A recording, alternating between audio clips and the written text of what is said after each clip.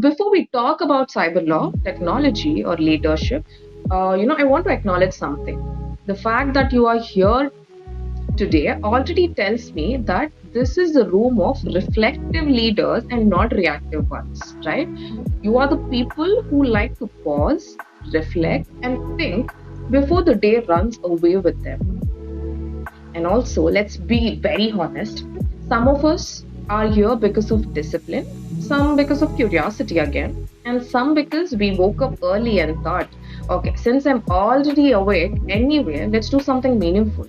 Let's make it a Wisdom Wednesday, or some of us are here to encourage me. Thank you. Wow, a budding new leader amongst us, and she's going to be speaking. Let me go listen. Either way, you're all welcome here for this session. The session is not, be like a fully high energy session. You won't hear alarming music or, scary headlines or dramatic warnings, because leadership decisions made in calm moments decide how crises unfold later.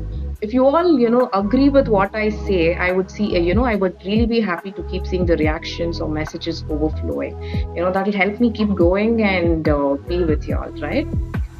Yes, mornings are not meant for panic, definitely. They are meant for perspective. Most leadership challenges don't come from lack of intelligence. They come from moments when we try to be too busy to pause. Yes, hope you all are thinking. I'm making you all think now. If you think about most cyber incidents we hear about, hospitals going offline, businesses losing data, reputations taking a hit, they rarely begin with some genius hackers sitting in a dark room. Right? They usually begin with a very human leadership assumption that says, this won't happen to us, this ignorance takes a turn. Let me share just one statistic. When cyber incidents are reviewed globally, close to 70% of serious disruptions are linked not to sophisticated attacks, but to delayed decisions, ignored warnings, or unclear leadership responsibilities.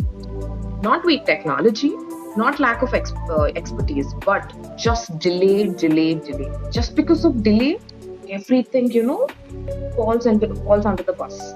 And actually, I find that reassuring also. Why?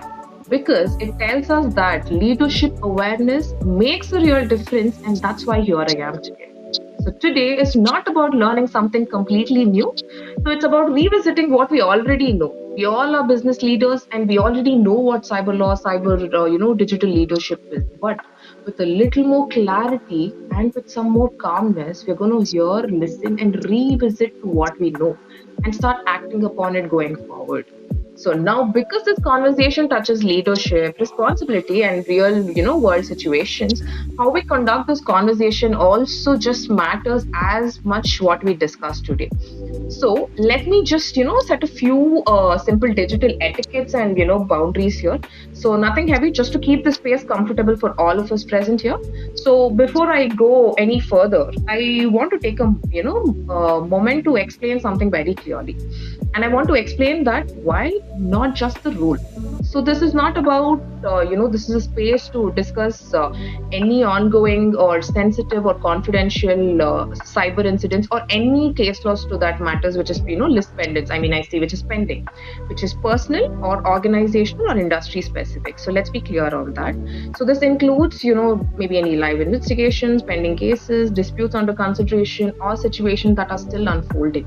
So anytime after the session, you can all feel free to personally reach out to me and we can discuss one-to-one. So let me also say this from my possession. As an advocate, we are all bound ethically and professionally not to discuss, pending or ongoing matters publicly, whether they are before courts, regulators, or any authority. So not because we lack opinions, it's just merely because, law respects process.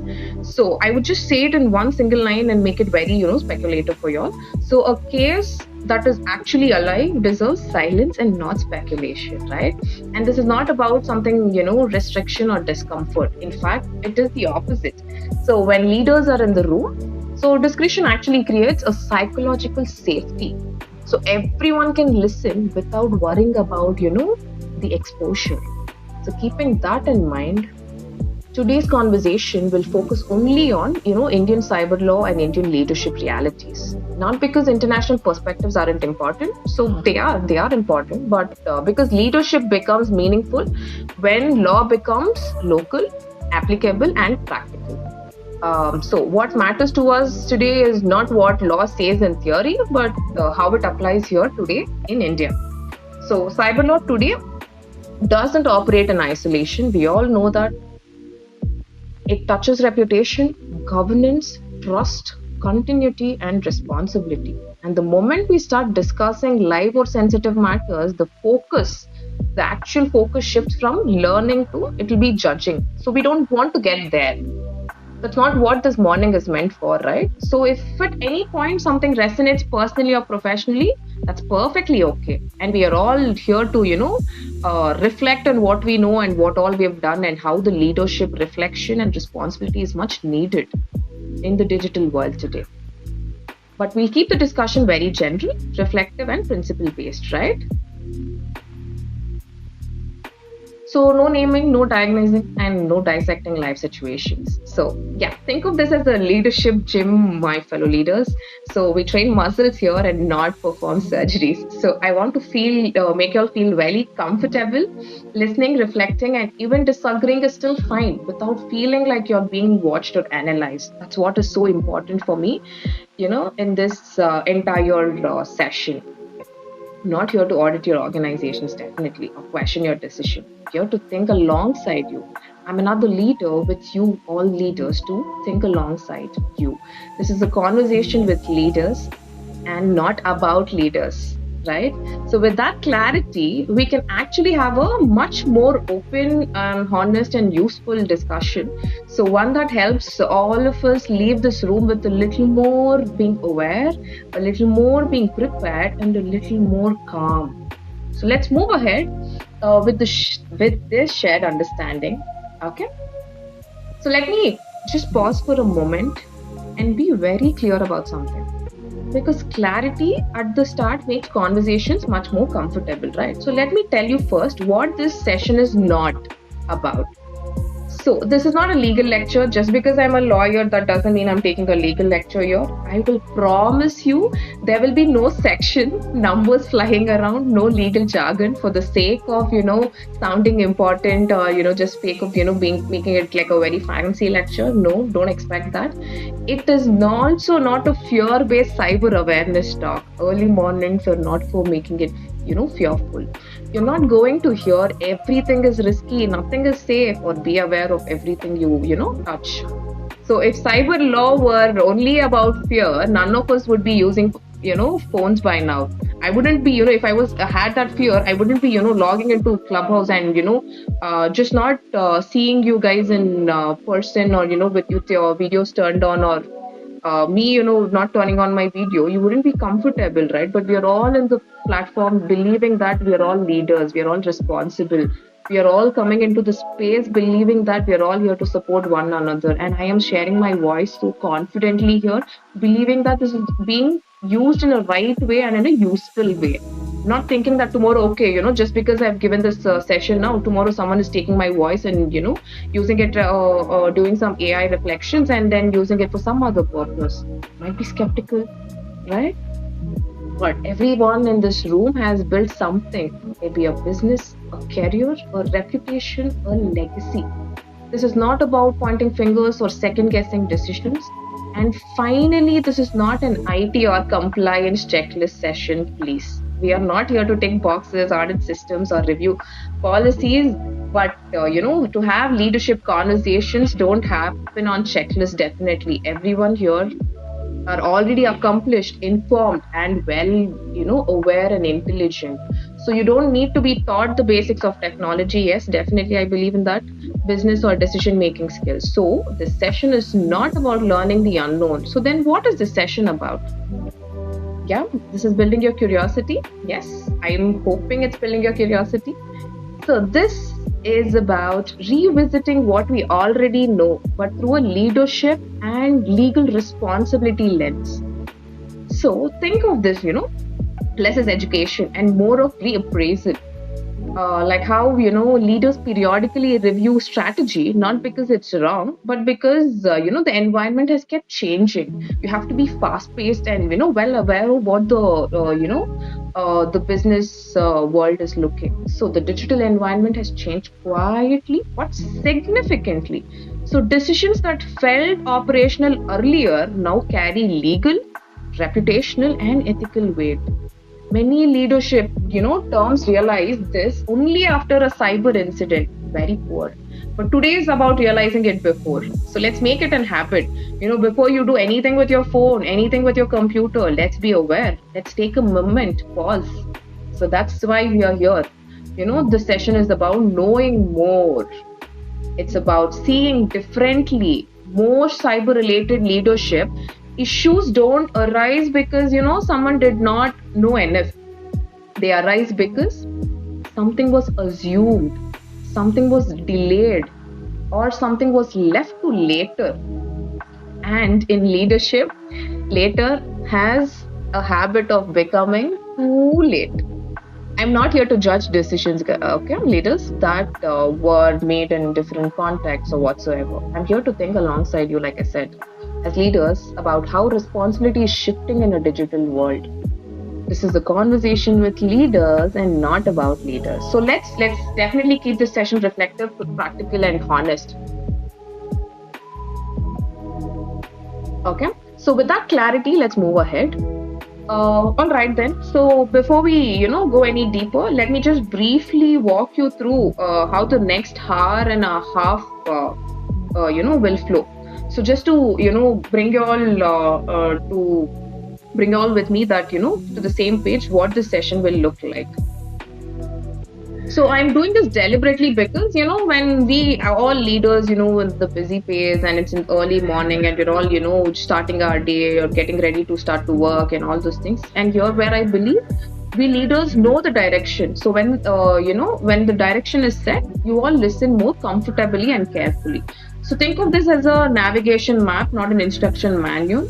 So we'll talk about what digital responsibility actually means in leadership today in the first 10 minutes. Then we will this will ponder us with the question when technology quietly enters the decision making, what changes for leaders? Yeah, I would want you all to think on this question, and by end of the session you'll be able to reflect on it even in a better perspective. Cyber law is no longer a compliance issue. It is a leadership ethic. How many of you will agree with this? So today, no hackers and hoodies here, just boardrooms, decisions, and timing. So the next 11 to 25 minutes, I'll be talking about the cyber risks that individuals in leadership positions will be facing. So things like identity misuse, impersonation, financial fraud, then reputation risk, the kind that don't always hit the organization first but hit you. Your designation makes you so vulnerable plus valuable also.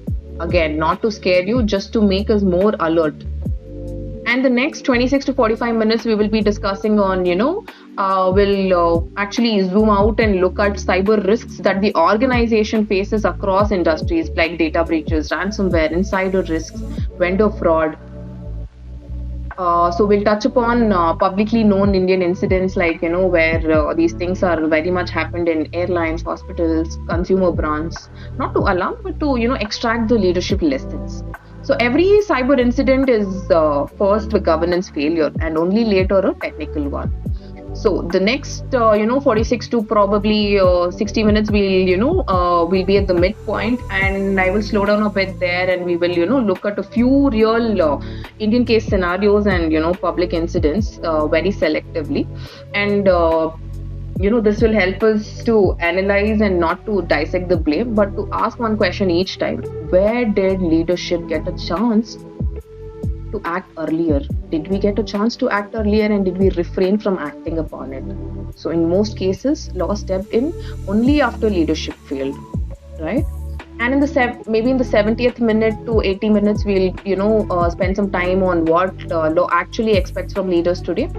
And let me say this upfront, all of you. So the law does not expect perfection. We all know that. It expects what? The reasonable diligence. So things like, being aware, preparedness, timely response, and accountability is what the law looks at it. So in cyber law, delay is often interpreted as indifference. And when we are, approaching towards the end, we will move closer towards, that the reflection based on industry wise, tech, healthcare, manufacturing, startups, and legacy businesses. So not deep dives, but just the right questions leaders should be asking themselves. No right answers required again, but just honest reflection. And finally, we'll actually close by stepping back and asking, why does real digital leadership needed, and what does real digital leadership, look like going forward? So digital leadership today is not about control. It's definitely about responsibility. Through all of this, there will be no heavy legal sections, no technical deep dives, and no compliance checklist. It's just about clarity, perspective, and calm thinking. Right? So with that, map in mind, so let's begin gently, thoughtfully, and at a pace that, respects the leadership thinking here. Cyber law, like any other law, usually comes into the picture after, something has already gone wrong. Courts, regulators, or investigations, they're all designed to respond only after damage. But that's not the space we are trying to enter now this morning. So today is not about going back and analyzing, mistakes, either yours or anyone else's. It's about understanding how leadership decisions made before a crisis make all the difference. So most crises, don't explode overnight. We all agree on that. So they grow quietly in ignored emails, postponed reviews, and we'll look at it later moments. When everything has happened, then we start reflecting, Ayo, what is this? What has happened? So if at any point you're wondering, is this relevant to me? I think the answer probably should be yes. Not because something is wrong, but because awareness always comes before responsibility, and we OBN leaders are ready to be that digital leaders today. In fact, many post-incident reviews show that early awareness and timely action reduce legal and reputational impact far more than any last-minute technical fix. So this is a very preventive conversation, not a reactive one that we will be having. So the idea is very simple. So if we can think clearly before a crisis, we don't have a panic during one, right? So let's keep this discussion very forward-looking, reflective, and as practical as possible. So are you all with me so far? So let's begin. I want to see some yes flowing in the chat, so that gives me some boost to keep going forward. Yeah, thank you ma'am. So just this one question. See, no cybercrime headlines, no laws yet. Okay, not compliance. Just this one question I want to ask you.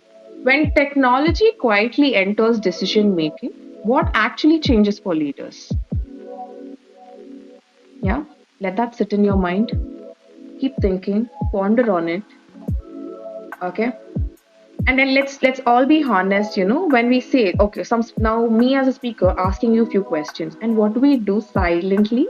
Go back to the internet and start Googling, oh, this was a question, so can I read more about it? You start Googling, get answers. But do you think, are you leaving your, digital footprints on the internet? Have you all realized? Yeah. Most digital risks actually don't arise with sirens. They arrive as, can we just do this quickly? Yes, in the busy, fast lifestyle, we are all prone to this. Whatever we want today, we want it as quick as possible. Get the deal closed as quick as possible. Get the work done as quick as possible. Get me that information as quick as possible. That, the idea or the thought or the, the steps that we keep with the idea of, things happening quickly, where are we all heading towards? When people hear cybercrime, the image that usually comes to mind is this. Okay, let me be as exaggerative as possible. A hacker in a hoodie, dark room, green code on a black screen. Is that all? But honestly, the damage is very outdated. The image is very, very outdated. Most cyber incidents today don't start with hackers at all. They start with leadership decisions. I think all of you agree on this. All of us are leaders here who will agree on this definitely. Decisions to delay, decisions to assume, decisions to delegate with oversight, right? Cybercrime today is less about breaking systems and more about exploiting human judgment. Let me give you a simple example, okay? Everyone is familiar with using emails, and every, now and then we keep exchanging emails. So here is an incident where an email comes in with a very urgent tone, familiar name, payment needs to be made quickly. This is the context.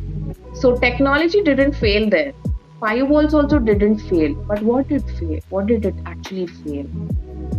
The leadership process failed. Most cyber disasters don't start with criminals. They start with, the leaders actually assuming this won't happen to us.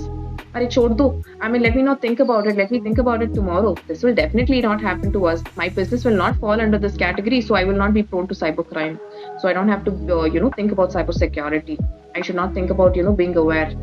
It's okay, leave it. Let me think about it later. This mindset.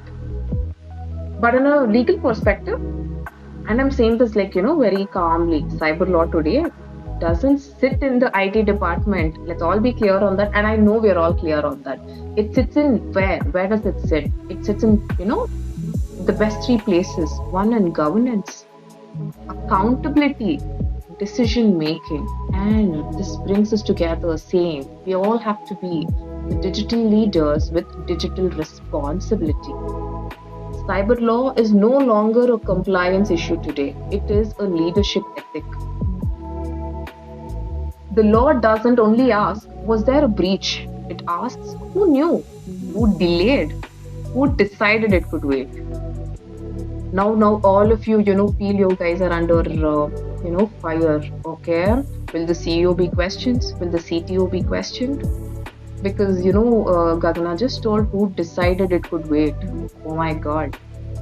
But in post-incident reviews, regulators rarely focus on technology first. But what do they focus on? They focus on timelines. When leaders became aware, and what did they do next? So what is the takeaway here? Speed of response matters more than sophistication of systems. Bringing a greatest of greatest cyber walls, but not acting on it or not checking on the security or not checking on the employees.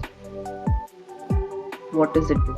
Where is it taking us? So speed of response matters so much than having a very sophisticated cyber system, right? And this is why this room matters to us today. Because cyber risk doesn't differentiate between industries, sectors, or individuals. If you are an entrepreneur, okay? If you are an entrepreneur here today listening to me, your speed is your strength, yes, and sometimes your biggest exposure too. If you're coming from a legacy business here, trust is your foundation, agreed? And sometimes your blind spot too. If you're a tech or AI founder, if anyone here from the tech or AI founder background, okay, I'll just make you ponder on this. Innovation moves fast, regulation moves slower, and responsibility still sits with you, yes? If you're in healthcare, digital systems don't just store data, they support lives. Oh my God, yes. And if you're in manufacturing sector, your ERP today can be as critical as your, factory floor. Interesting? Yes. So different industries, same leadership questions. Cyber risk has become a shared leadership language today for all the leaders here. Let me ask the room something. Okay, how many of you still believe cyber incidents are mainly an IT problem? How many of you believe that it's just an IT problem? There's nothing to do with, the leadership or digital etiquettes or digital responsibility. Yeah, thank you, sir. Thank you. So he says no. Good. With that, I would say, just notice the thought here. We'll come back to it later. Okay. So the reason I'm spending these few first minutes on framing, it's very simple. Once we understand cyber law as a leadership issue, the rest of the conversation becomes much easier. Okay, we stop asking what went wrong and start asking what should leaders see earlier? What should leaders be able to predict earlier? Okay. Cyber law reacts after damage, but digital responsibility prevents damage. And that is why we are here to become more aware, be more aware. So, for the next few minutes, let's talk about what digital responsibility actually means. You know, it's not a buzzword, not as a policy, but as a very, practical leadership framework, I would say. Because once, leaders see their role clearly, law stops feeling like a threat and starts feeling more like a guide. So now we've reframed cyber law as a leadership issue. Let's take the next step here. Let's talk about digital responsibility as something leaders actually do every day. So I want to keep this very practical and not like theory for the sake of theory. So because leadership already has enough frameworks, but this one is simple. We'll just keep it with 4 pillars of digital responsibility. Easy to remember and hard to ignore. And this will be your key takeaways of this session. So what exactly is digital responsibility? At its simplest forms, digital responsibility means this: the duty of the leader to protect data, dignity, trust, and continuity, even when no law has yet knocked on the door. It is to protect the data, dignity, trust, and continuity. So notice something important here. This responsibility exists before a breach, yes, before a complaint, before a notice. Cyber law reacts after damage. I emphasize on this.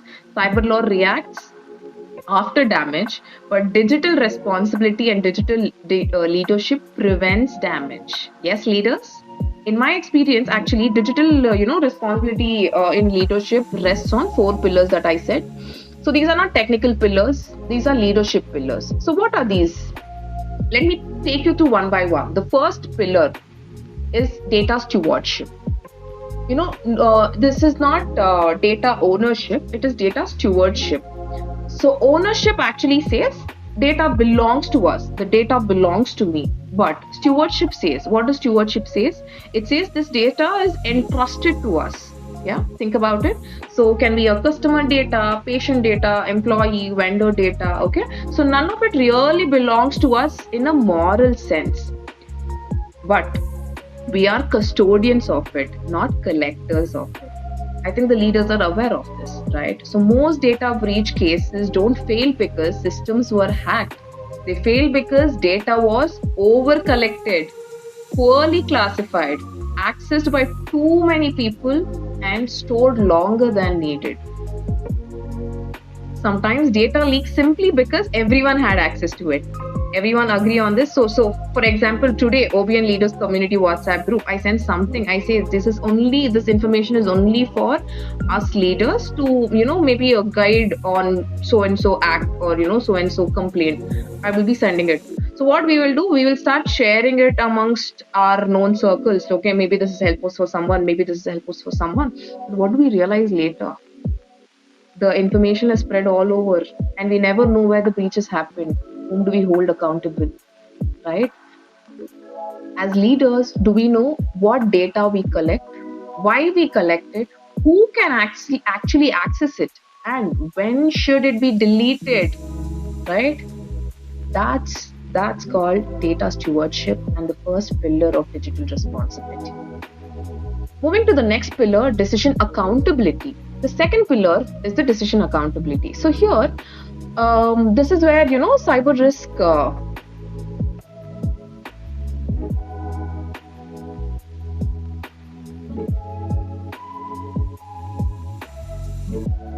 yes sir, Bhaskar sir, I will also throw some light on it. Okay, so let me go to the pillar 2, decision accountability. So this is where cyber risk truly becomes a leadership issue, right?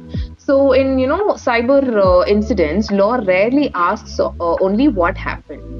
But what does it ask? So it asks who knew about it, who decided, who delayed it, who assumed it could wait, right?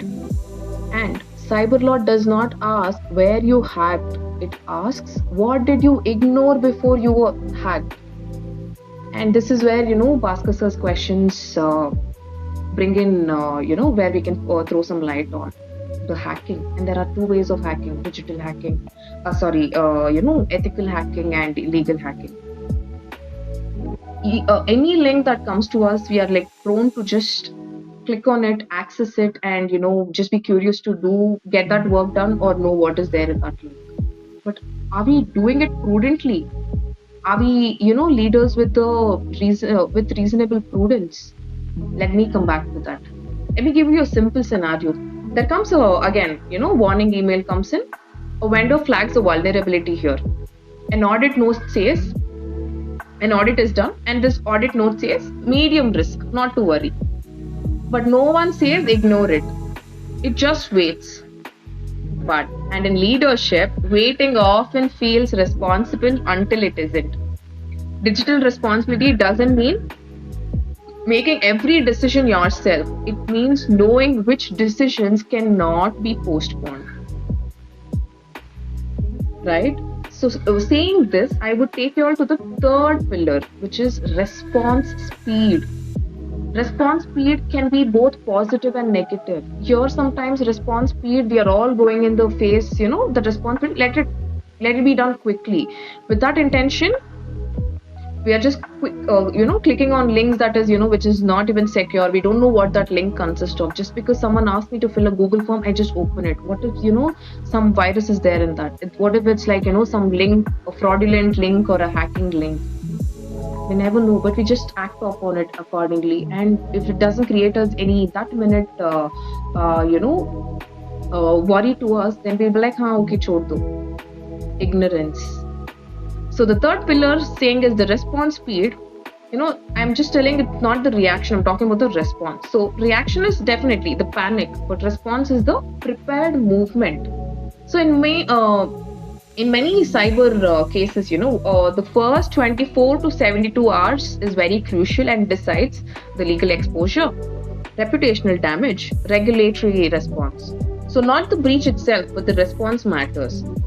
So if at all I give you a scenario here, maybe a company discovers very unusual activity. Okay. One option what we could do is like, let's confirm it quietly. Another is let's act and document it. But I want you leaders to ponder on it. What is the best option that, as a leader, you would be doing in your business? Law is far more forgiving for early action than late perfection, right? So in cyber law, delay is often interpreted as indifference. Speed here is not about rushing. It's all about having clarity, escalation metrics, and decision ownership, right? So this brings to the fourth pillar, which is the ethical use of technology. This is the most important digital responsibility and perhaps the most overlooked also in ethical uses of technology. So just because, technology allows something doesn't mean leadership should approve it, right? So here, maybe AI, analytics, monitoring tools, automations, all are powerful. But power without restraint creates risk. If you don't abstain from doing something, if you don't stop yourself from acting on it, if you don't, think before acting, definitely it's create a risk, right? Technology doesn't have a conscience, but leadership does. Leadership definitely does have conscience, so we should act accordingly. So I would ask you all a few questions. Can we monitor employees more closely? Yes. Should we? Depends, right? Can we collect more data based on our business? Definitely yes. But do we need it? To what extent? That's the real question. And ethical leadership is choosing restraint, even when law hasn't yet drawn that line. I would request the leaders here present to please, put down the 4 pillars of leadership that I just explained you all. What are those 4 leadership that I explained you all? So meanwhile, I'll get going with, the further with the topic. So you'll notice something, none of them require you to be technical. As of now, I've not spoken anything technical. They require you to be just attentive. Digital leadership is all about control. It's about, awareness, judgment, and timing. If leaders get these four pillars right, cyber law rarely becomes adversarial. It becomes very supportive. With that framework in mind, see, let's now, look at where risks actually show up. First at an individual level, and then I will move to the organizational level. So, because digital responsibility is personal, before it is, becoming organizational. So, I will, spend some time on, what a kind of individual digital responsibility is needed, and where, individuals are prone to be harmed. So before we get into individual or business risks, I want to pause and get everyone on the same page. So because the words we often keep hearing about cybercrime, cybersecurity are used very closely, yes. Sometimes they are used interchangeably or dramatically or very incorrectly also. And when words are unclear, fear usually fills the gap. So let's first slow down with this topic. What exactly is cybercrime? What exactly is cybersecurity? At its simplest, and I mean this legally, not technically, a cybercrime is any unlawful act where it involves computer, device, network, or data is used as a tool, a target, or both. So notice something important there. So cybercrime is not about technology sophistication. It is just about misuse. It is just about misuse with computer, device, network, data. Okay, used as a tool and targeting an audience.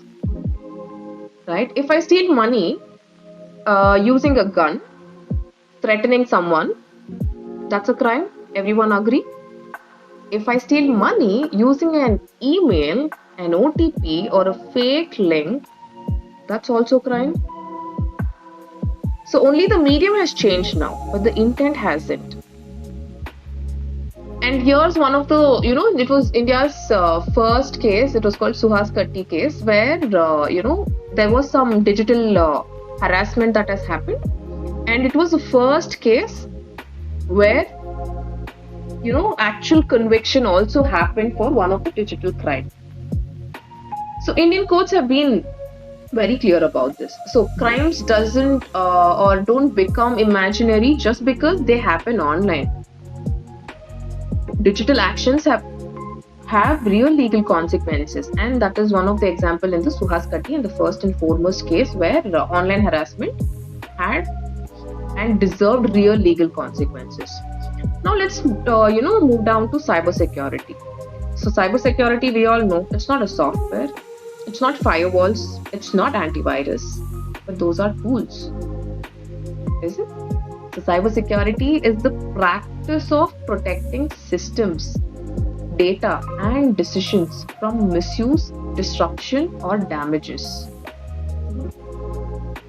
Right? So cybersecurity is a management responsibility supported by technology.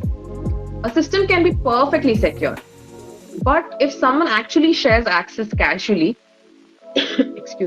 clicks impulsively or delays action, security collapses. Everyone agree?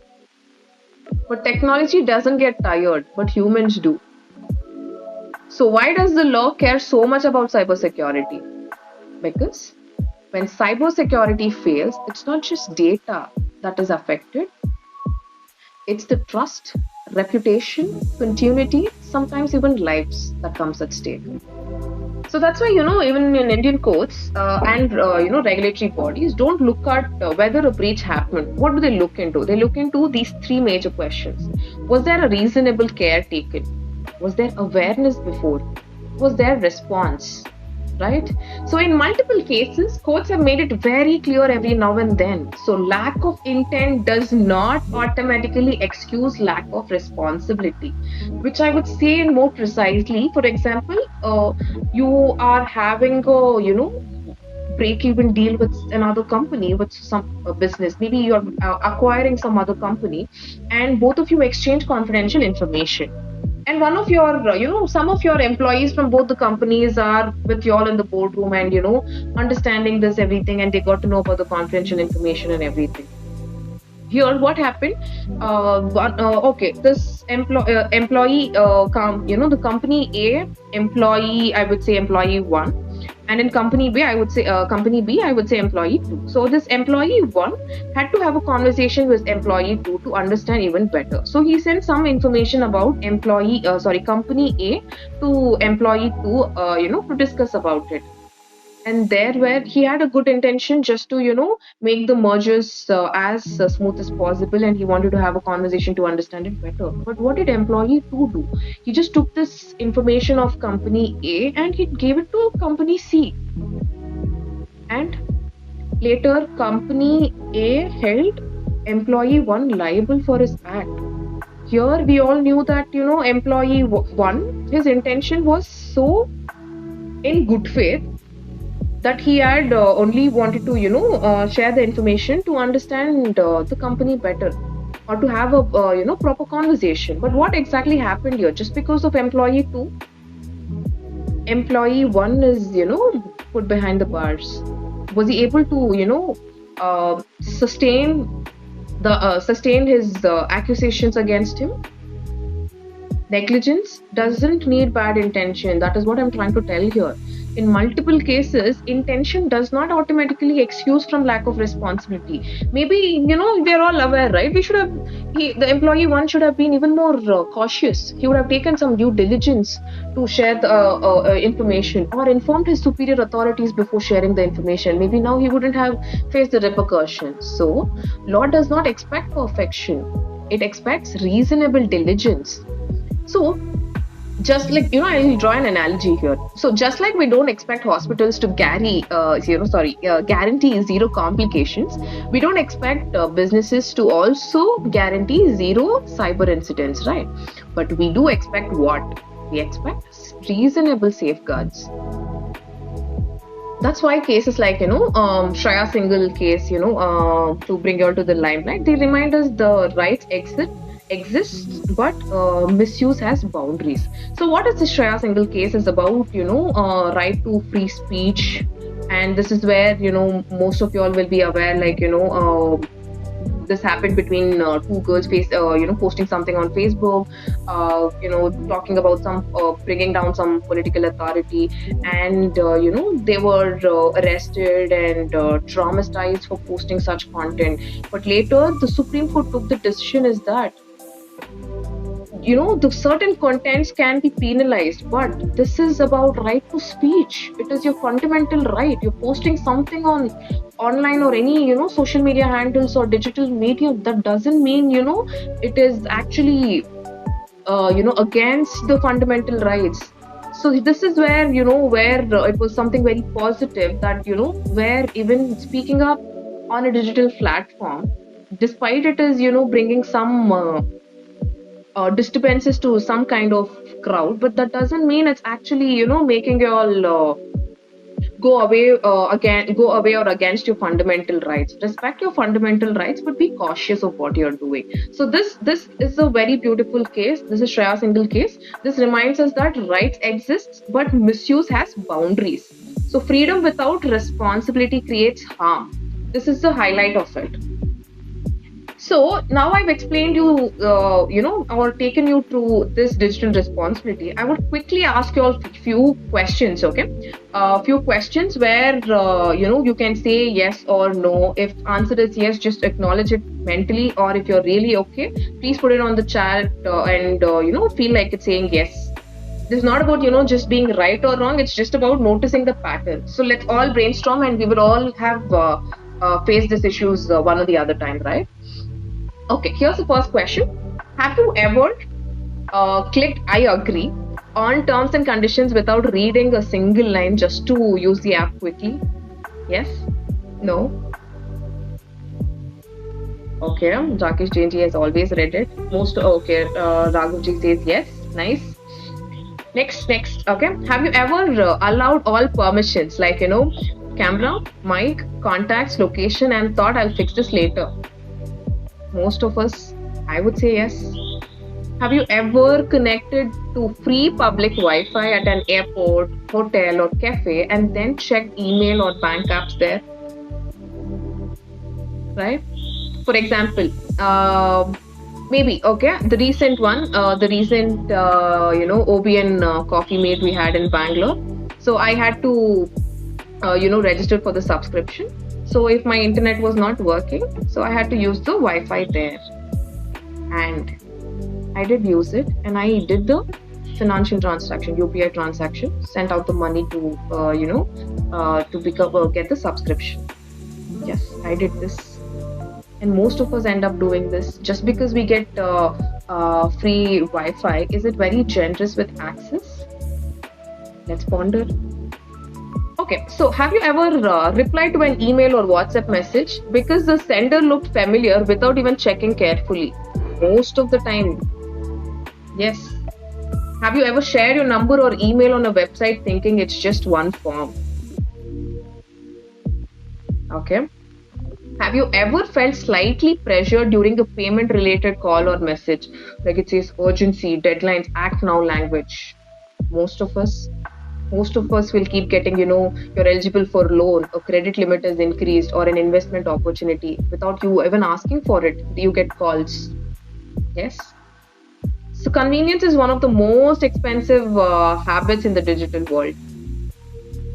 Have you ever noticed something odd on your phone or system and thought it's probably nothing? Your phone is slowing down, it's hanging every now and then. You have some unusual apps without you knowing it, being registered, or downloading it. Have you ever thought this won't happen to me? Yeah. As leaders, have you ever assumed that IT or someone else is handling security? So me as a CEO, founder, MD, no need to look into it. I have my IT team to look into it.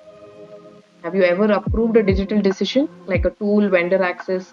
Because it saves time, not even looking into it completely. Yeah. If you found yourself saying yes to even a few of these, you're not careless, but you're human. They're all humans. Yes. And that's exactly why cybercrimes work. Not because people are foolish, but because systems are designed around speed and trust. Cybercrime does not exploit ignorance, it exploits habit. But now that we've recognized, how digital behavior actually looks in real life, let's break this down very clearly. Firstly, the cybercrimes, individuals and leaders are most commonly targeted with. Then we will move to, cybercrimes businesses and organizations need to be alert about. Okay, so because once you see where risk shows up in daily life, prevention becomes far more practical. Like cybercrimes does not first hit companies, it hits individuals, it hits us leaders. And very often it hits individuals before they realize they are victims. Your designation does not protect you from cybercrime, it attracts it. Why? Before we label, things as cybercrimes, let's be very clear about one thing. A cybercrime, it's not defined by, how advanced the technology is. It is actually defined by the misuse of a computer, network, device, or data. If a crime uses technology as a tool, a target, or a means, it becomes a cybercrime.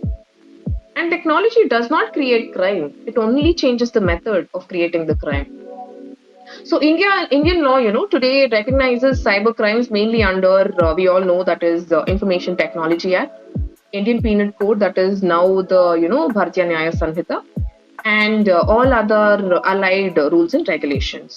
Let me not go deep dive into the section, laws, and what is cyber law, cyber attack, and all those things. But more of it today, I am here about it. Digital leadership and the digital leadership, responsibility that we all have to pursue, think about it, and progress with it. So anytime involving anything involving creation, storage, transmission, or even viewing of child sexual abuse material in cybercrime, or even passive consumption of it, and the intent is irrelevant here. Presence itself is an offense. And what is this? This is also one of the most prominent kind of cybercrime that will keep happening. Right? And this is where law draws a zero tolerance line. Be it, sharing of child pornography or sextortion for that matter. These are some of the types of cybercrimes, and I will be taking you all through the types of cybercrimes. We all are definitely aware of what are the different kinds of cybercrimes. But this is a session where we are all looking at it in a different perspective or a leadership lens. As me as a leader, what am I supposed to do?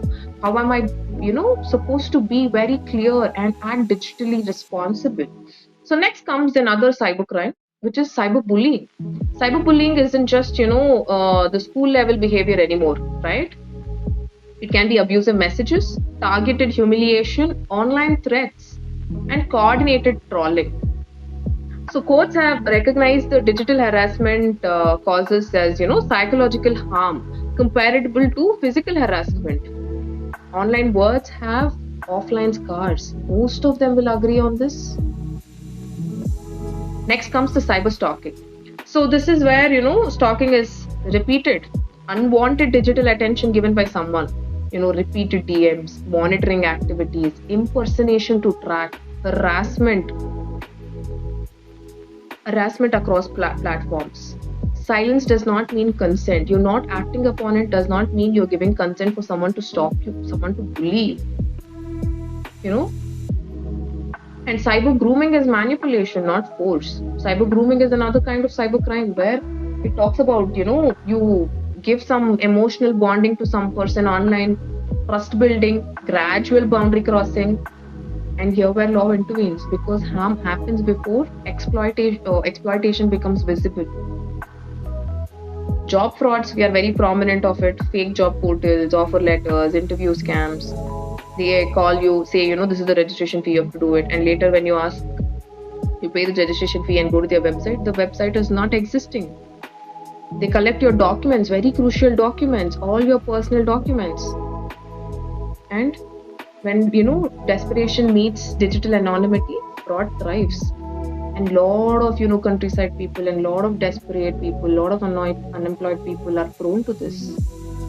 And likewise, one of the very prominent one is online transactions and payment frauds. So here, this is the most common cybercrime today. Yes, agreed. OTP frauds, fake payment links, QR scams, refund fraud. Very, very recently this happened. We've all witnessed this most of the times happening. So here, one of my known person or the client orders something online and pays some amount. Later, another person calls and says, your package is out for delivery today. So before he comes to the doorstep, he calls from somewhere and he says, it's out for delivery. If you share me the OTP only, my address will be seen. The delivery address will be seen. So please, I will call you. Please share me the OTP. And this lady just shared of the OTP. And then he says, you have to give the delivery fee. I will send you the QR. So the delivery fee is so and so, like around 129 rupees is the delivery fee. So please pay the delivery fee. And once you pay the delivery fee, I will deliver the package within 2 to 3 hours. So this lady thinks that, okay, this is some new system. She pays the amount. Then what happens? This person again sends a link telling that, see, your package has been stuck. I will arrange for the second package. So please pay me the amount that you paid for the actual package. And I will, that the second package will reach you. For the first package, you will get refund. So she sends some that amount of 5K. So that again, she doesn't think prudently. She sends it off. Then later, what happens? Within 5 minutes, in her bank account, she had an amount of 3 lakhs. It is all gone. She tried giving a cyber complaint. She tried, contacting the jurisdictional police, and they were not able to track. Her 3 lakhs is gone. And this is something very recently that happened. Just a month ago, this happened. Consent. She gave consent by how? By, sharing her OTP. Secondly, by doing a payment. Again, thirdly, again redoing the payment. She would have thought about it. No, she would have just cancelled it. Yes, urgency. Not thinking. You're just like, anyway, package will come. Anyway, I'll get refund. Why to worry? But now, where will you go for the 3 lakhs? Because your hard-earned money. This only makes us think about consent obtained through deception is no consent. Next we have very interesting things, phishing, wishing and smishing, where, phishing is a digital, throwing bait and waiting, fake bank emails, fake delivery links, fake GST or tax invoices. And wishing is, where the same kind of frauds but happening through voice, like, bank calls, KYC updates, fake police threats. Authority in voice still carries power, and we all, get flustered. Oh God, oh, so cop is calling. What is happening, right? And smishing, where these cyber crime or damages happen on messages. Your parcel is blocked, account has been suspended. Click immediately to activate your account, and you click, everything vanishes. You are a victim. Short messages are designed to bypass thinking. And this is a psychology the hackers or the fraudsters use.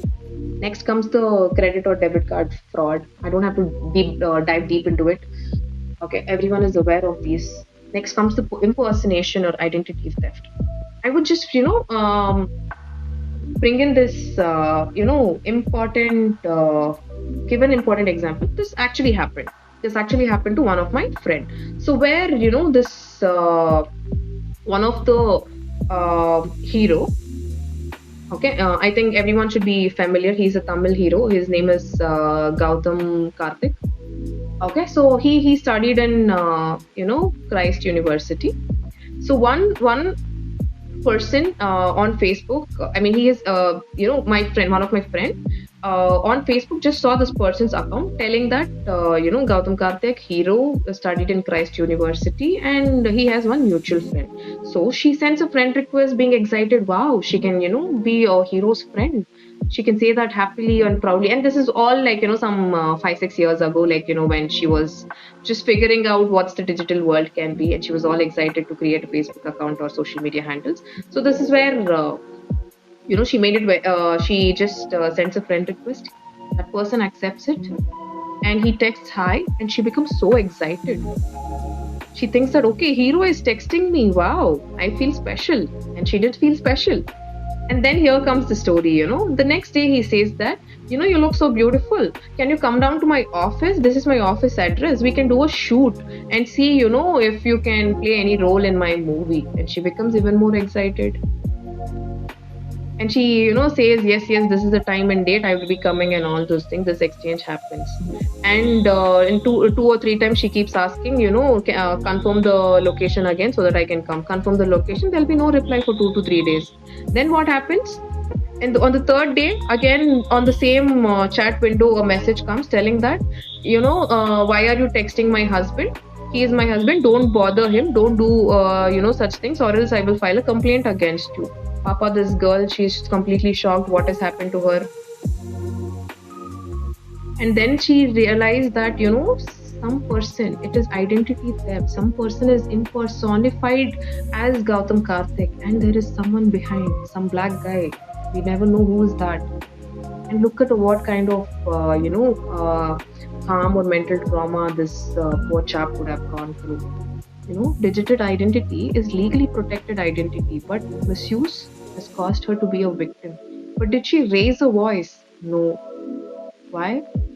Because she was not capable, because she thought it's something wrong. She thought that, she will be victimized plus accused if she, would have raised her voice.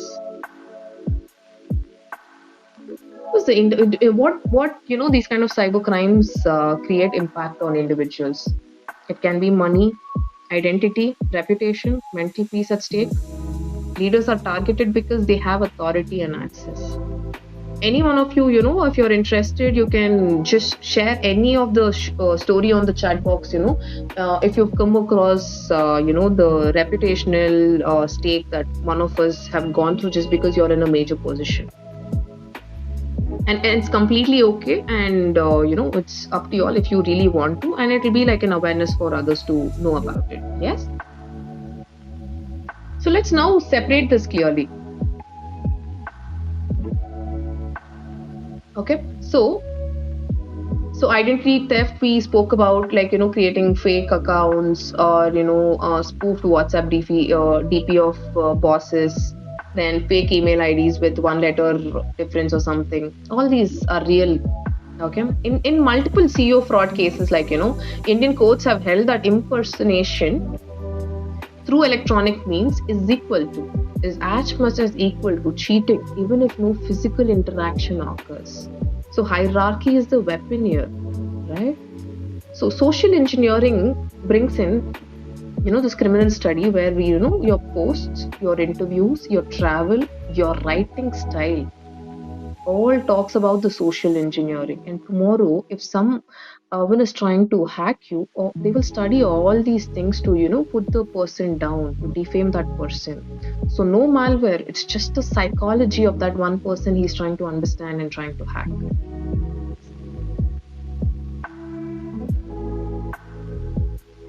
Right? Cybercrime against individuals does not actually start online. It starts with behavior.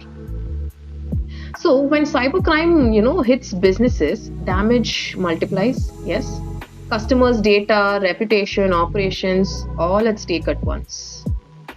Every cyber incident is first a governance failure and then a technical one. Why? Firstly, let's talk about, data breaches. Like, we've all heard about Air India scam where the customer data was enormously exposed. Then we all know about this tech company Boat. Millions of users' data was leaked again.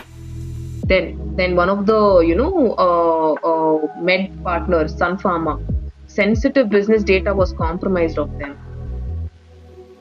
But how and why law will intervene here? Courts and regulators ask only this: what data was minimized? Were controls reasonable? Were response timely? Data breach is not just an IT issue, it's a trust breach, right?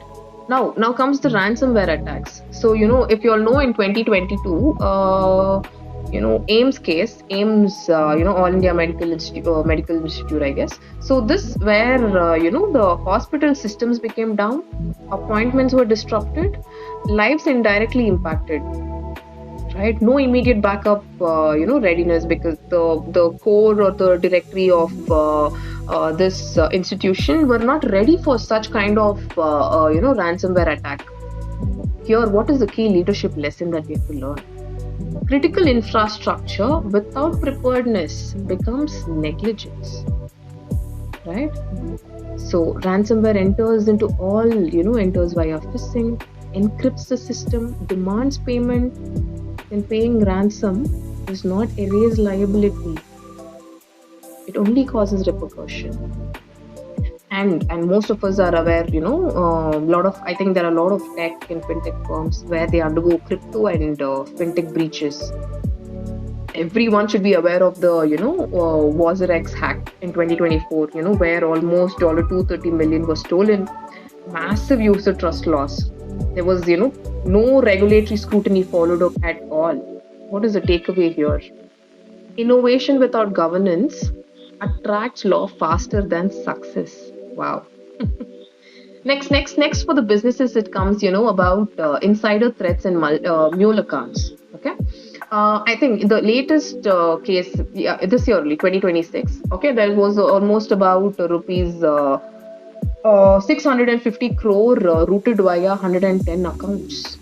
There was some insider facilitation. Money was sent overseas. What happened here? Outsourcing operations is not equal to outsourcing responsibility.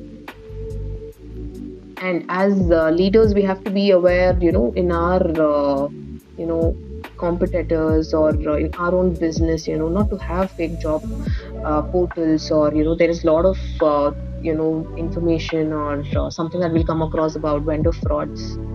Recent cases about, Hyderabad fake job racket. If you come across this, there were 200 plus victims. Employer brand was damaged just because, one of the employers' name was camouflaged and used that they will give jobs, and money was looted. And 200 plus victims, really? That's a huge number. And look at the plight, loss of money and loss of employment. Brand misuse is also a cybercrime with, business consequences. So here, what law expects from businesses? Definitely not perfection. But what does it expect from a company, from a business, from an entrepreneur, from startup, from tech innovators? What does it ask for? It asks for policies, training, response plan, board awareness, timely reporting. Okay, in cyber law, delays is interpreted as indifference. Cybercrime does not care whether you're an individual or a company, it just adapts. Digital responsibility is not about, it's not at all optional anymore. It is the new leadership baseline. I have this question for all the leaders here. Before you ask the speaker, ask me, can you tell this, can you tell that? Can I ask you this? Do you know exactly who owns cyber risk in your organization? Yeah. If the answer isn't clear like any name or a role at leadership level, that itself is a risk. Do you think, the chief technology officer or any similar designation is a person who is, at risk, at cyber risk in your organization? But what's the reality? Indian law does not accept IT department as a final owner. Accountability flows upward to management and board, right?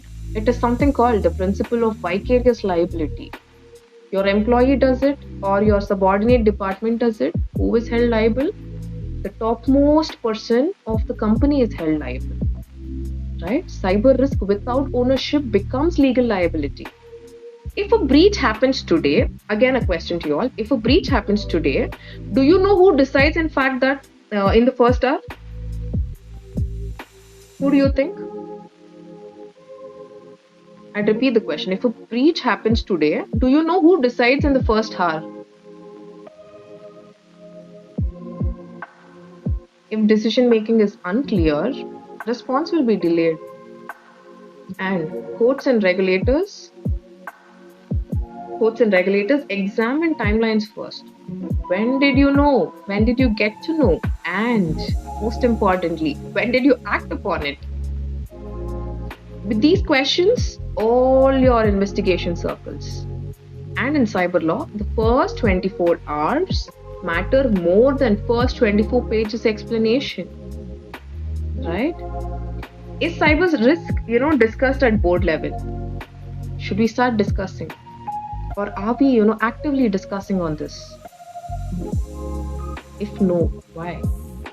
Then cyber risk is treated as operational, but law treats it as governance. Yeah, under IT Act or Company Act and the duties, board awareness matters.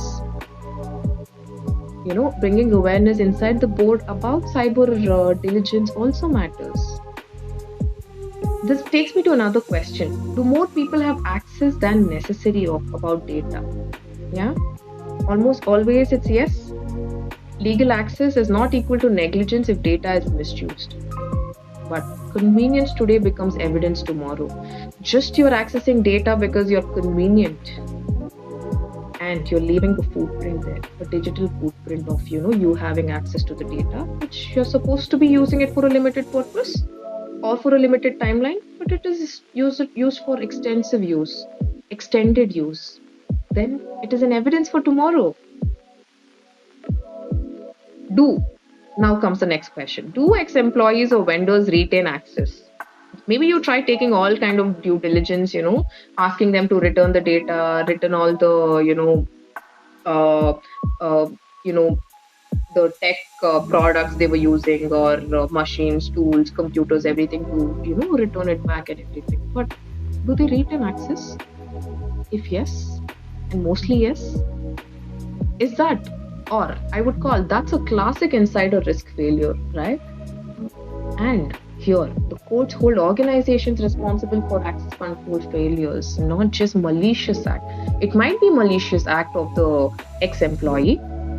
Yes, there will be auditing. There'll be, you have to have definitely a strict auditing and mechanism to, to withhold or take back or return of such data once you're not employee of your, once they are not employee of your company. But if there is access control failures, and who is held liable?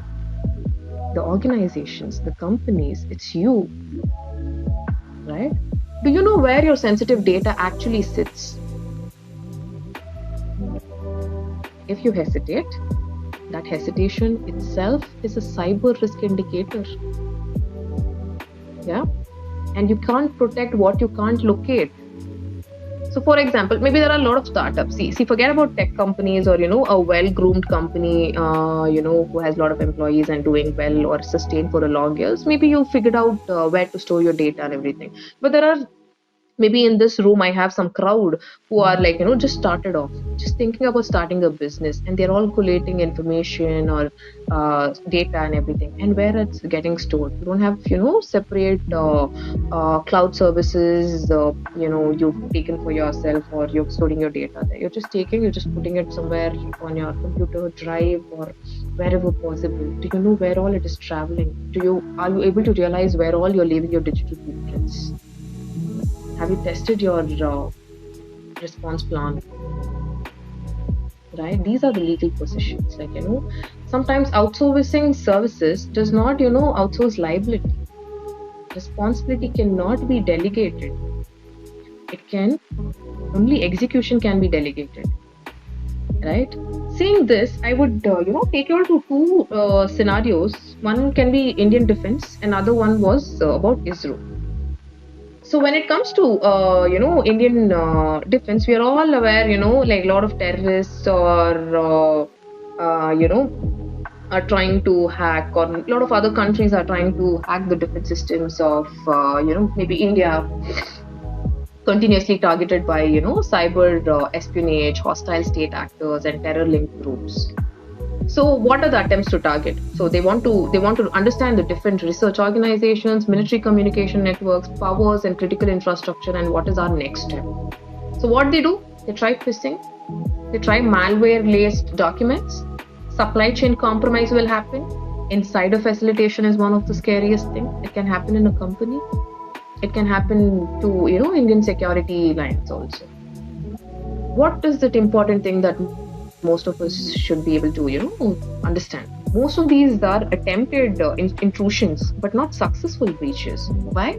Because we're all secure. We in the sense like that company has made sure that leader is taking digital responsibility and keeping his company, his data as secure as possible. But if he loses that control, then there is a lot of scope for breach, misuse, malicious act happening. Right? If defense systems are constantly probed, private businesses should never assume they are invisible, right? We always think about it. Okay, today we are giving a lot of our personal informations, like to the banks, to hospitals, to any government bodies. We are just easily giving away our fingerprints and our Aadhaar cards and our phone numbers and any other personal information. But here's an interesting thing. How many of y'all are with me? Say yes. I will tell you one interesting thing. And I see some yes or show of hands, some thumbs up. I'll tell one very interesting thing. Maybe some of you are rarely aware, or none of y'all are aware of both this interesting thing. Okay, thank you, Kavita. Any others? It's really interesting topic. And I'm sure most of you are not aware about this. This is something I want to tell you all. Okay, hi. Yes, Christina. So yes, I think everyone's with me, and this is something very important, interesting, and it's going to be a very shocking thing for you all, okay? And maybe going forward, you will follow this also. And whenever you follow this, you will think of Gagana said this. And at least by then, you will remember this session happened and you became aware of at least this aspect. Okay, here it goes. So all of you, on your phones or your email and everything that you install or use, everything now asks for, give a unique password or a fingerprint pattern or, any recognition to know that this is you who is using and who want to access it. Yes, we all are prone to giving our alphabetical or numerical passwords, patterns or fingerprints or face recognitions. Yes. And here comes the interesting fact. Article 20 of the Constitution, part of our fundamental rights, it clearly says that yes, privacy is a fundamental right. And how do we protect it? For example, today sorry, if I will take some names here, okay. So today, for example, if Annie ma'am, she is running her own company, and suddenly there was some cyber attack or something, and the cops show up to her office, and cops show up to her office with a warrant and take her for investigation. And when investigation is happening, they want to hack her. Or see through. Let me not use the word hack. They want to see through or extract all the information that is there in her phone for some purpose to know if the breach has happened or not. So here, if at all, Annie ma'am is using passwords like alphabetical or numerical passwords, or if she is using fingerprint or drawing patterns, or face recognition. Okay, there are two things now. So the code clearly says, the Apex code, the Supreme Court of India clearly says that, passwords that are stored in your mind, that uses your cognitive skills to tell out your password. For example, my password is Gagana 123. So this is something to do with my mind, memory, and cognition, for which the law says it is a privacy breach. So you're not supposed to ask a person to reveal the password, not force that person to reveal the password, because it is something dealt in your brain, it is in your mind, and it is about your cognition. So in those cases, you're not supposed to ask that person. Even if you ask, you're not forced to reveal that password. But what if Annie ma'am is using pattern, or she is using face recognition or fingerprint? Then your privacy is compromised. It says anything that can be dealt with your body parts, or it can be done without using your brain, then your privacy can be compromised. Now you know why Apple iPhones have so much about privacy, and why they are so strict about it. And now can you all just think about it, if at all you had all your passwords only in numericals and alphabets, and it is only something to do with your brain and remembrance, and tomorrow even if you are part of any investigation or any trial or anything, you don't have to give your passwords, you don't have to reveal what's there in your phone, you can easily get away with your privacy. But if you had your fingerprints in something, you have to reveal it, right? Was this interesting? Did most of you all know about it? Today, can we all, go back and try? I mean, it's too much, too many apps, too many things that we've used or we keep using or changing passwords and stuff. But at least from now on going forward, can we all try using passwords with alphabets and numerics, or, strong, authenticated or two-way test verified passwords, so that tomorrow, if anything is compromised, they will not come and question us, or we will not be forced to, reveal our passwords. Was this interesting? Yeah, thank you. So yes, now I will say about recently, if you will all have watched on Hotstar, there's this web series that has come about the space mission space or something like that. The Hindi web series have come by Shriya Saran and Prakash Belawadi all have acted. Okay, it's a really beautiful series. So here, this was something we learned about. Even it's not just cyber crimes that is happening to individuals or companies. This is happening on space. Wow, on space, literally. When Chandrayaan 2 was the mission was started, they wanted to do this Vikram lander in 2019. And then the competitors were, Russia wanted to do their mission Luna or something.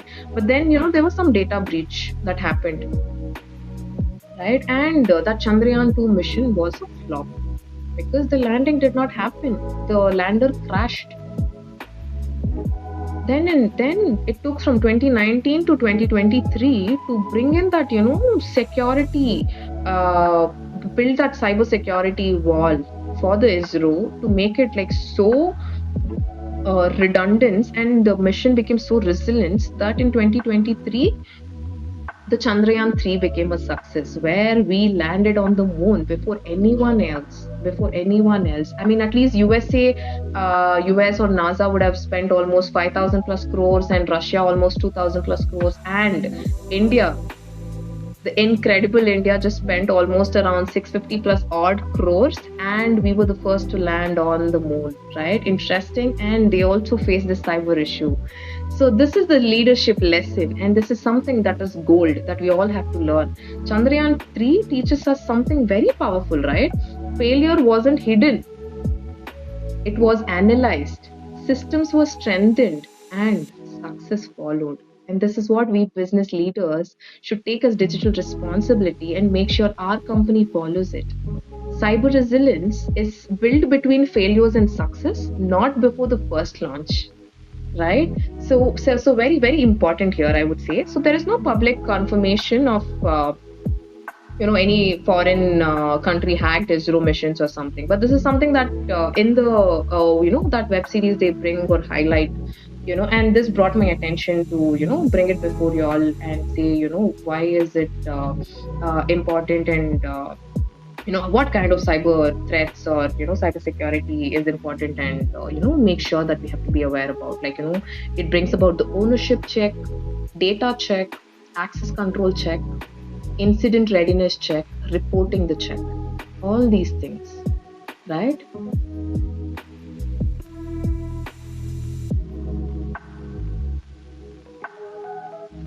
Now we will have the quick, I'm almost to the end of the session, and I would quickly take few minutes to, quickly take you all to the takeaways that we have learned individually and as for individual leaders and for business leaders. Do this. What you do. So verify before acting on urgency. Separate personal and professional data as much as possible.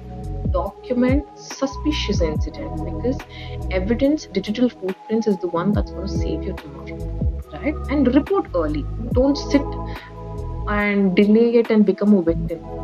Report as early as possible. Treat every email, WhatsApp, LinkedIn as a legal evidence, right? And avoid these things. What do you avoid? So, just being very lethargic, lazy, procrastinate and tell, I'll check later. Maybe it's probably nothing. I will handle it. Or IT will handle it. Let me be silent about it. And silent damage control. If you avoid it, it's all gone then. So for individual, the golden line says this. The golden line stands like this, Digital, casualness becomes legal seriousness, right? So now the quick takeaways for our businesses, what are the must-have baselines you want?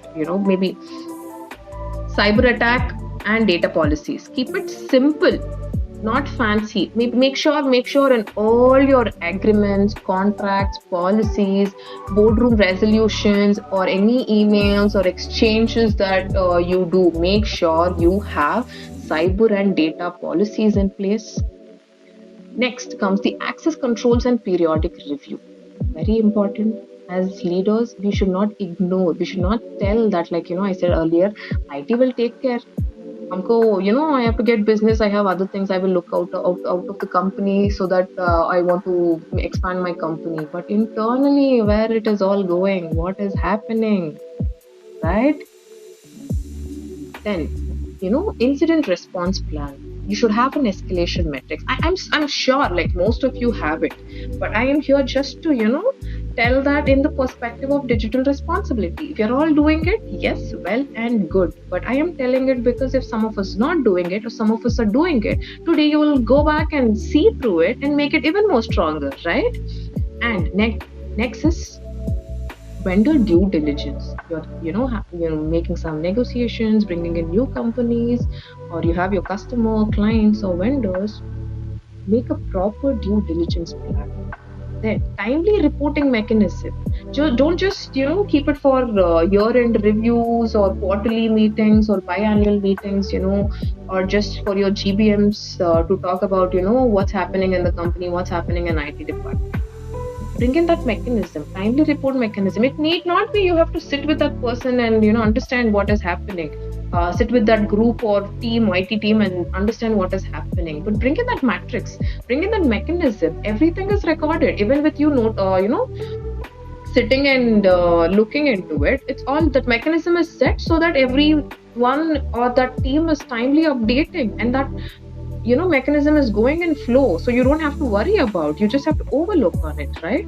And leadership or board awareness is more important. Today, you were all here with me for almost 1.5 hours here, and listen to me carefully.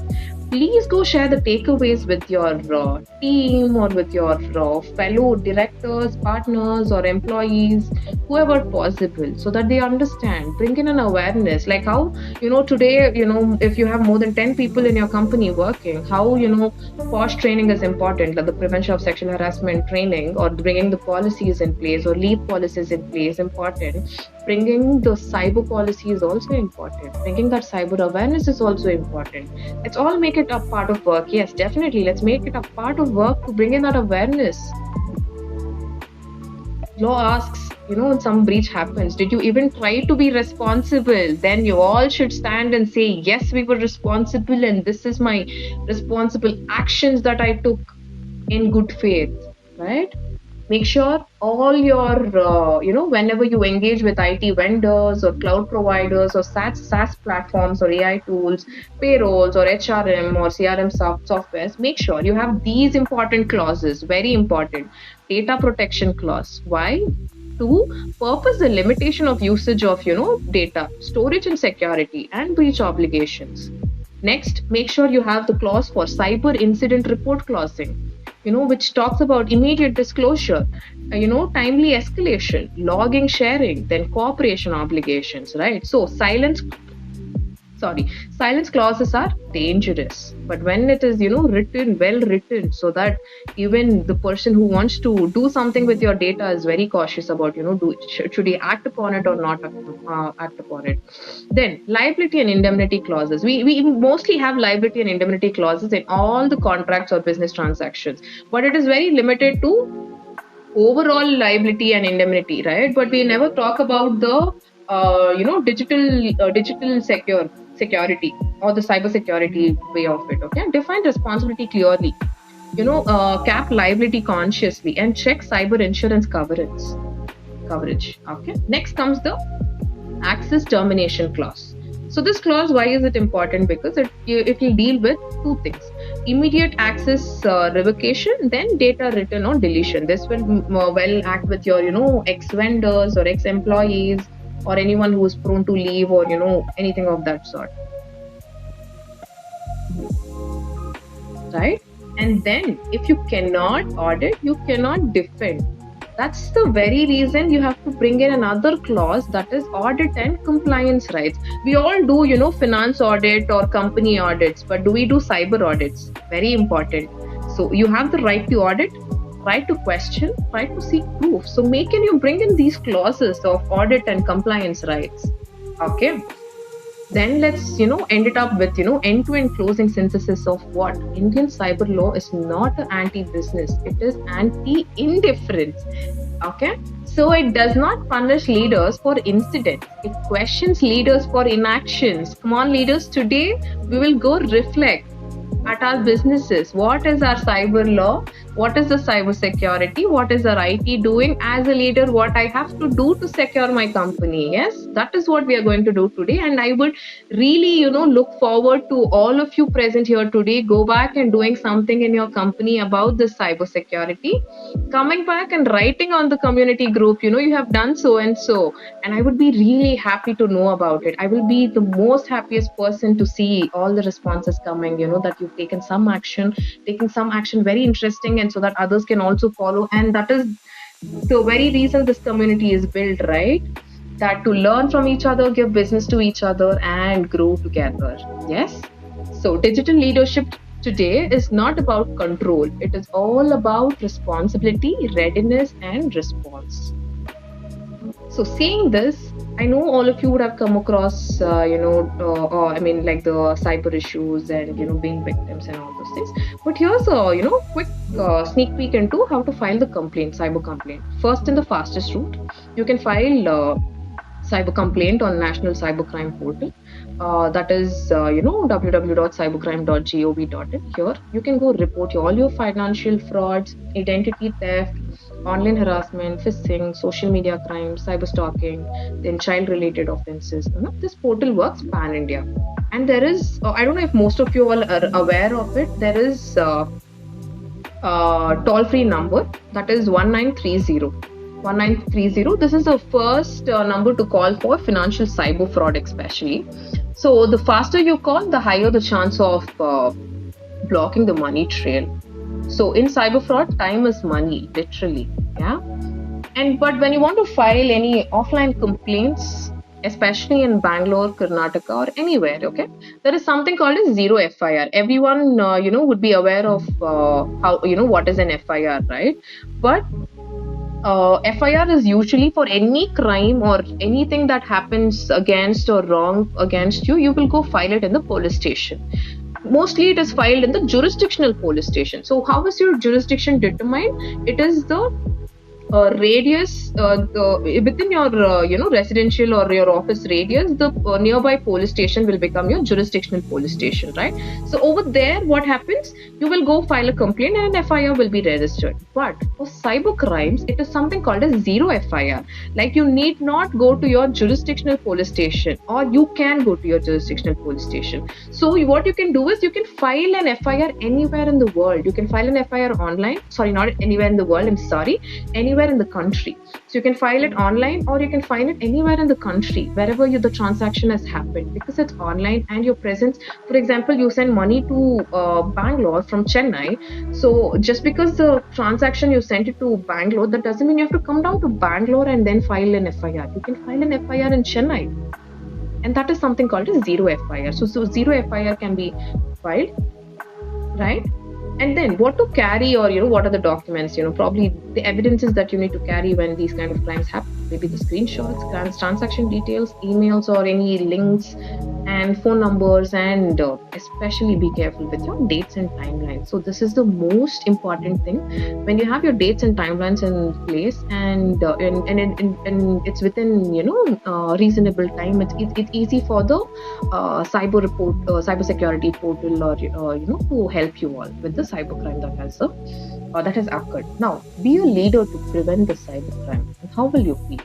Cybercrime prevention doesn't begin with software. As I likely said in the beginning, it begins with leadership behavior, right? What kind of leadership preventive actions we should take? Replace urgency with verification. If it's urgent, slow down. If it's urgent, please slow down. Replace trust with process. So trust is human, process is legal. So first let's bring in process, and then later trust or not trust. Okay. Third one, replace silence with escalation. So early escalation reduces liability. Next, replace convenience with discipline. So convenience is the enemy of cybersecurity, right? Cybersecurity culture flows downward from leadership. If you bring in a practice, the last employee will be able to put in place with that practice, right? You can bring in lot of concept to think of cyber protection like a wall, not as a single brick but layers. So what can be these layers? Maybe I would say 4 layers. Maybe one is people, then comes the process, then comes technology, and law and governance in place. If you bring in these 4 walls, like, see, I mean, it's very easy. I think this is very easy to remember also now going forward. We are all surrounded by 4 walls. And now when you think about cyber wall, what is that? One left side of the wall, or maybe, south of your wall is people, north is process, east is technology, and west is law and governance, right?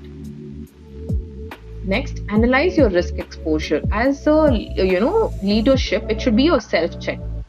Ask leaders, mentally answer to yourself. Who is the most, where is the most sensitive data of your company? Who can access it? What happens if it leaks tomorrow? Who decides in the first hour? And who speaks externally?